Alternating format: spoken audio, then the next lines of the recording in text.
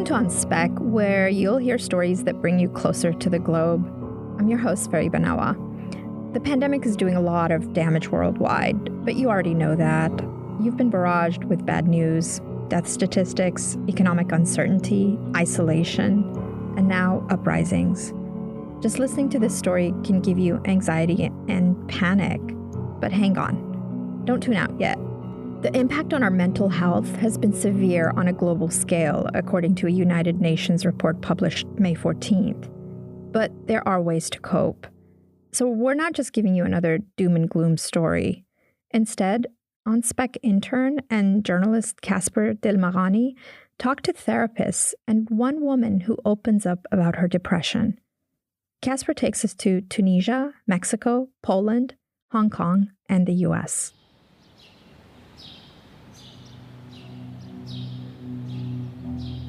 I wake up, get out of bed, brush my teeth, and get dressed. But why do any of those things? These rituals often culminated with leaving through the front door or other doors on several occasions every day. Like billions of people, I've been sequestered in my apartment in Oakland, California for over 2 months. Like so many others, I've lost my job and have had to file for unemployment. My classes have moved online as school campuses have closed around the world. Often, it's a challenge just to get up in the morning, and the days can seem to have no meaning. This apparent lack of purpose has put a strain on my mental health. I'm familiar with feelings of depression and anxiety. I've even thought about returning to therapy virtually. One thing that would make me feel better was to do a story about mental health and find out how others were dealing with it. That's how I got to know Sonia. Ever since I can remember, I've always had the biggest dreams and the biggest ambitions. I've always wanted to do more than it was expected from me. However, when, life happens and you are faced with, personal issues deeper than you've ever thought was possible, you just tend to give up and you tend to lose faith in yourself. That's exactly what happened to me. I just completely gave up on my dreams and, more importantly, on myself. Sonia is 28 years old and Tunisian. She lives in the city of Ariana, Tunisia. Currently, she works as a customer service representative. She has struggled with depression. I started having mental health issues. I was a teenager. I was in no way able to make that decision for myself. I was living with my family, and the only way they saw fit for me to get better was me going to therapy, which is completely understandable and rational. But when I first sat on that chair and, the therapist started, asking me about how I felt, etc., I knew deep down that this wasn't really going to change anything. It wasn't going to change reality for me. Therapy wasn't for Sonia, but she was managing her depression by taking care of her body, meditating, and focusing on personal projects. Then the pandemic hit Tunisia. I'm lucky to have a full-time job now with this pandemic, but I'm still able to work from home. For me, the bad days usually come during the weekends because then I actually have nothing to do. I'm obliged to just wake up really, really late because, you just feel like, okay, there's nothing else to do. Let's just sleep all day. And then when you wake up, you just feel terrible because this whole day has been wasted. And that's what really triggers it, just not being able to do much during this time.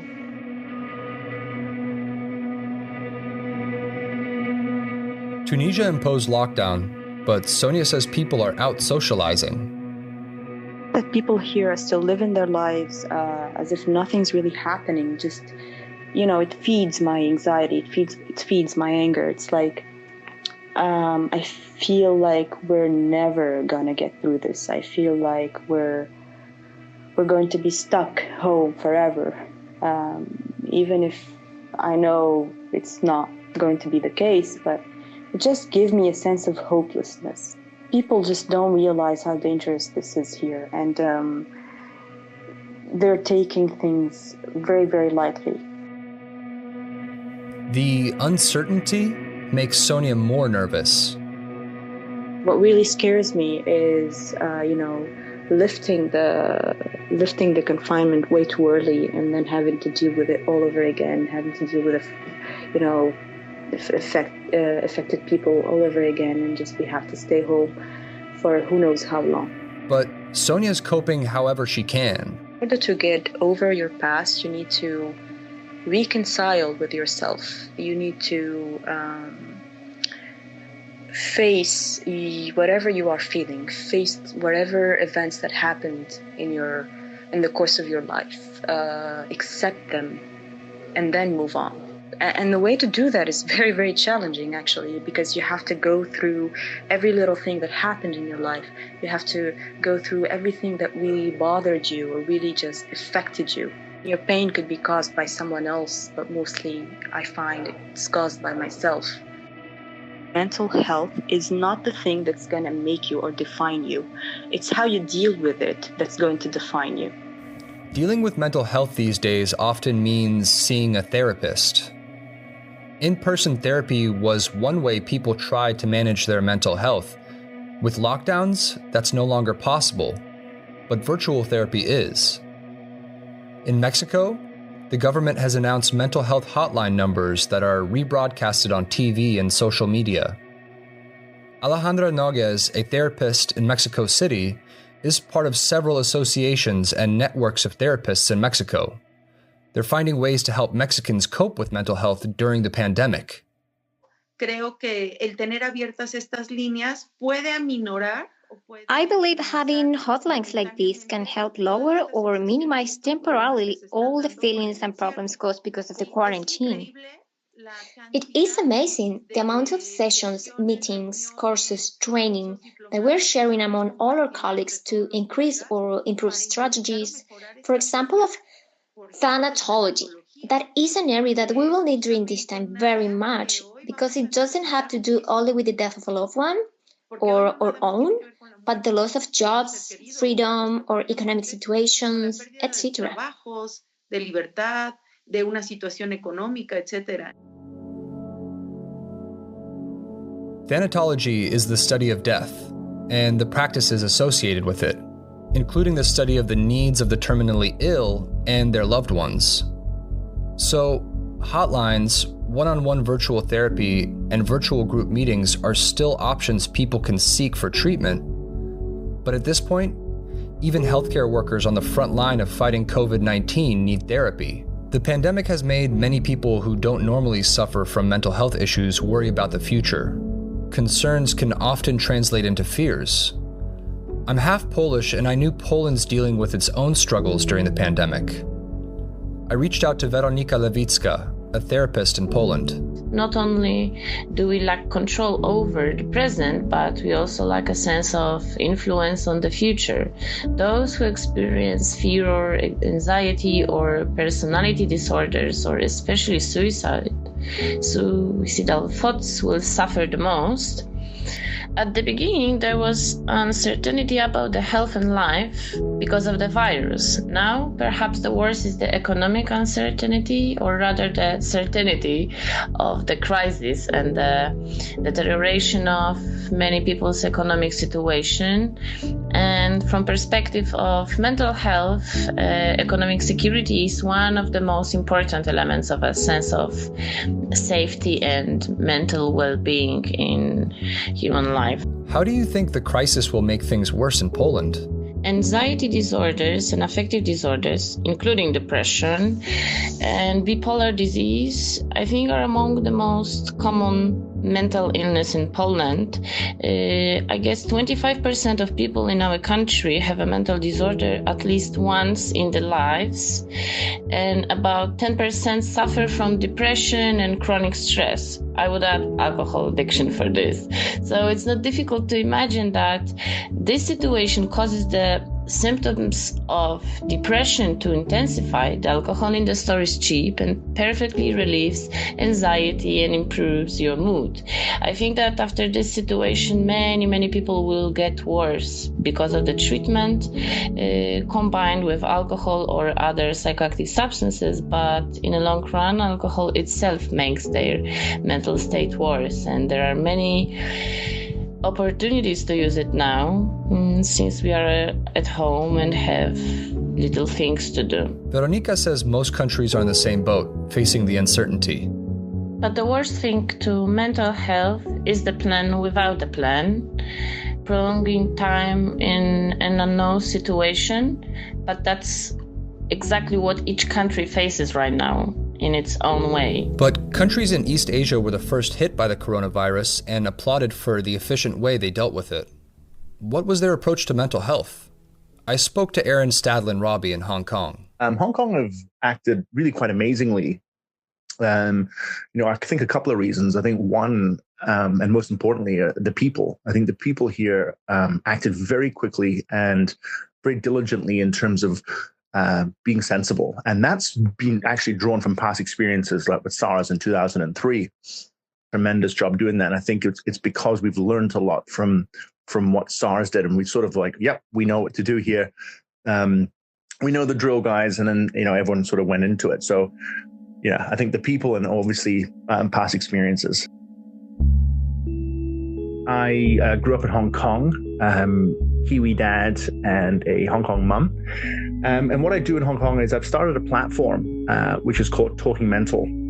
And it originated when I wanted to find out ways in which I could help my own mental health issues, more specifically heavy anxiety and panic attacks. I think Hong Kong is quite a unique place based on, before the pandemic started, we were going through, a lot of unrest with the protests and things of that nature here in Hong Kong. So there really hasn't been any time to breathe, really. We've had the protests which led straight into the pandemic. So there's no doubt mental health is on the topic of everyone's minds right now. Before the pandemic began, Hong Kong residents were protesting against China's measures to seize freedoms they have had under British laws. And protests are in full swing again after China recently passed a law to bring Hong Kong under Beijing's full authority. In your experience, what's been Hong Kong's approach to mental health? How comfortable are people discussing it? Yeah, so culturally in Hong Kong, we don't actually talk about mental health. And that's one of the biggest underlying issues in society here. With regards to COVID or not, that's always been a problem. So culturally, within families, we don't really talk about our mental health issues. That's why Aaron started his podcast. The first episode aired this year in January. He hopes that it will generate more conversation about mental health. The biggest problem, I feel, with something like COVID coming to Hong Kong is that these issues will be more pressing. How would you like to see conversations around mental health issues develop after the pandemic? I think when this pandemic ends, I think the perception of mental health will change, not just in Hong Kong, but around the world. I think it's something that I've been hearing more and more of now. I think before the pandemic, mental health was something that was, starting to become on the forefront of people's minds. And I think this has just really added on to that. And, I think my hope is anyway, that, a focus can be towards not just recovering from mental health with regards to the pandemic, but how we can improve mental health as a whole.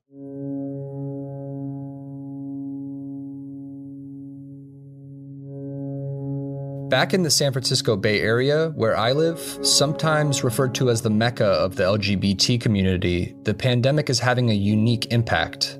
What we know is that queer and trans youth are disproportionately impacted by mental health concerns. There's an incredibly high rate of suicide. It's an incredibly high rate of PTSD, anxiety, depression. That's LJ Johnson, a therapist working at a public health clinic in San Francisco serving queer and trans youth. One of these things that this epidemic has shown is that we have such a poorly funded public health system, even in a place like San Francisco that does have public health available, that it was already stretched thin.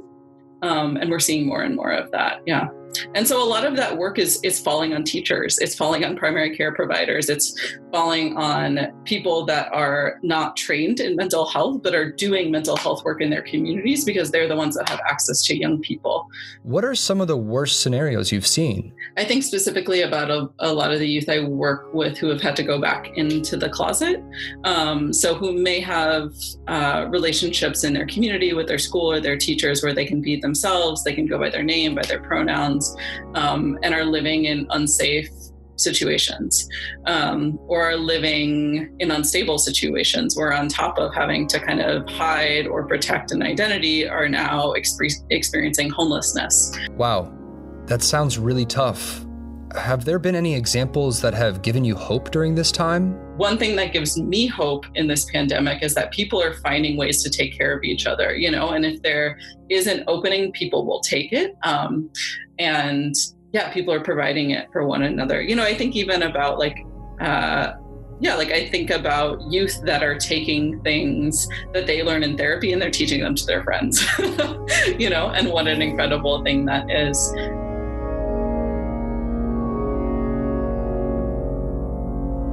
After my conversations, I became hopeful. The pandemic is placing a great burden on people's mental health, but it may also be killing the stigma to talk about it. I'm not alone in my struggles, and I'm encouraged that there are many people around the world who are working hard to make us happier. For On Spec, this is Kasper Dilmaghani in Oakland.